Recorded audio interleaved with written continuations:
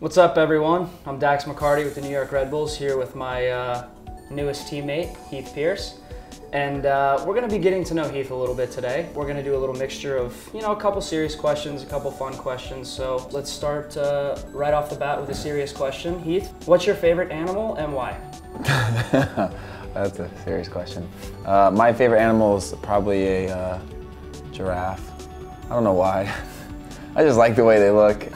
You just moved to the team from LA. What are some of the main differences between being a beach bum and kind of the hustle and bustle of the city? Life is fast here. There's always something going on, and I didn't know that I had that many friends in New York City till I got here. I thought I knew a few people, and then you get here and you just... Would you say that New York City is embracing you as a human being? So far, yeah. Open arms. Big hugs from New York City so far. When you decided to go with that mustache, was there also a thought that you wanted to get a van that had no windows? No, actually, the thought was that, I have a little series that I do called, Dax's Video Diary. I think most people would agree that it's much better than Keel Cam. Nobody really knows what that is. The little logo that the New York Red Bull media department came up with was incredible. It's red-headed. It's kind of like the Invisible Man, but with red hair and a handlebar mustache. So when I saw that, it's not anything you really do. It's just something that kind of clicks inside of you. You can't really explain it, but it just grows like this. Before we did the interview today, like we're doing now, we sent out a tweet, and some of the fans wanted to know if you think that your mustache is on par with mine. You don't see many red mustaches.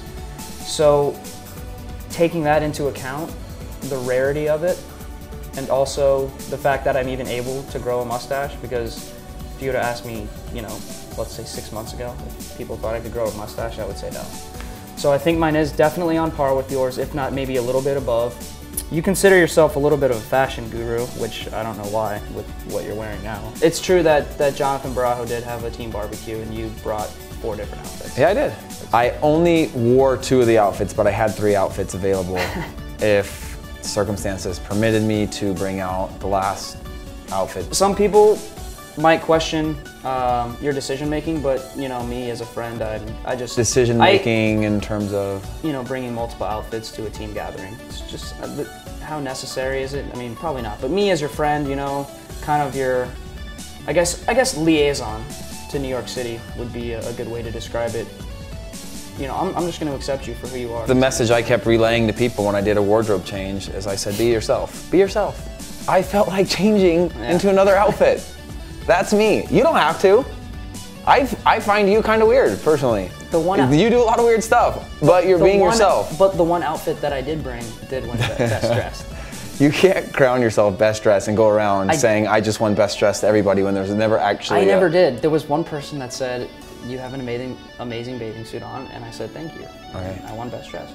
I actually am really curious about to know how you like living in Europe. A lot of people, they don't really get to travel as much as we do, and you were lucky enough to go over after your sophomore year, I believe it was, to Copenhagen. What's that experience like for the us up-and-comers, us dreamers who might want to someday play in Europe? On a serious note, it's a great experience. The culture surrounding soccer there is obviously much more massive.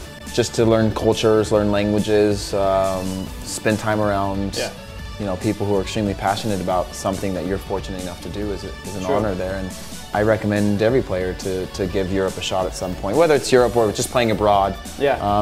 Because it's a new cultural experience. It's a great answer, by the way. Thanks. Very politically correct. Wow. Well, thanks, man. Thanks for your time today. You're a really good dude. I hope everybody got a chance to see how weird you are. I didn't know that you were like that big of a fan of Heath Pearce, but I'm really happy that everyone can now see that. This is the first interview I've done where I haven't spoken in third person. Congratulations. Hey, you know what? You're okay in my book. Yeah, I think you can stay. Honestly, I like you. I don't care what anyone says about you. I don't care what your teammates tell me when you're not there. I don't care when your dad comes up to me and is like, thanks for being Dax's friend. Hey, honestly, I don't care about any of that. I think you're a pretty good guy.